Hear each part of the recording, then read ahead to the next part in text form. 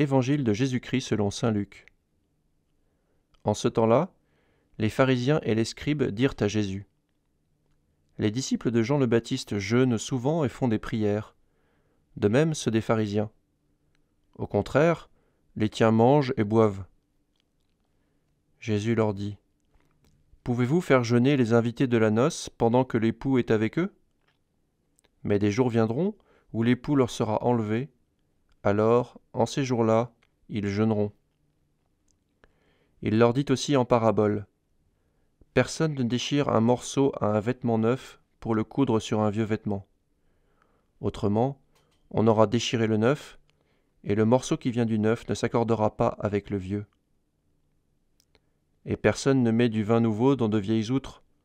Autrement, le vin nouveau fera éclater les outres, il se répandra, et les outres seront perdues. Mais on doit mettre le vin nouveau dans des outres neuves. Jamais celui qui a bu du vin vieux ne désire du nouveau, car il dit : c'est le vieux qui est bon.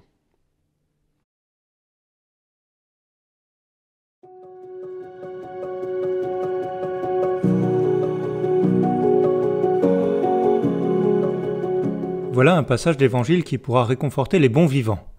Jésus semble manifester une certaine expérience sur la qualité du vin.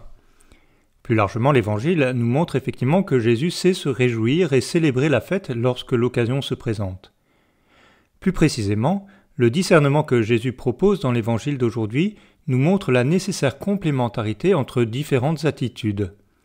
Celui qui veut se réjouir doit aussi pouvoir jeûner, comme celui qui jeûne doit savoir se réjouir lorsque c'est le moment. Celui qui se concentre doit pouvoir se détendre, comme celui qui se détend doit pouvoir retourner en son temps à l'ascèse de son travail. L'idéal de vie ne peut consister en une réjouissance permanente et molle.